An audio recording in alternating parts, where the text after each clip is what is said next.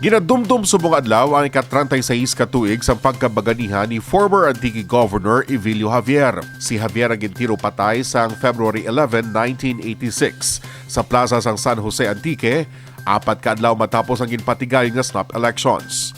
Si Javier ang supporter sang anay presidente nga si Corazon Aquino nga mumana nagpukan sang diktador nga rehimen ni Ferdinand Marcos.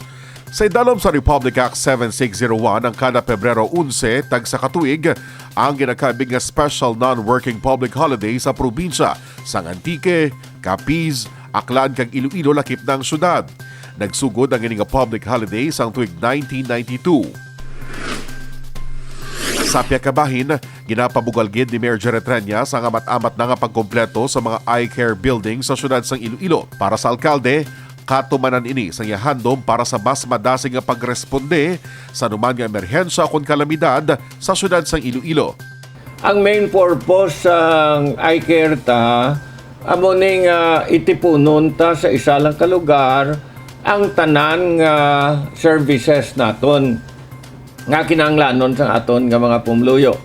Ara dira ang aton nga disaster, ara ang aton nga fire, ara ang aton pulis.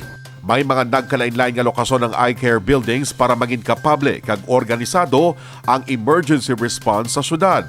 May ara na kita nga mga satellite stations sa Kalumpang kag sa Balantang. Ang dira sa Ungka ginaobraman subong, may fundo kita para sa Mega World, may ara man ta fundo para sa Esperanza. Kag may isa pa kitang lubrahon dira sa Nabitasan kag sa Suok. Isa lamang ini sa mga proyekto sa alkalde sa tinutuyo, makadalasang kauswagan para sa mga Ilonggo kag sa syudad mismo.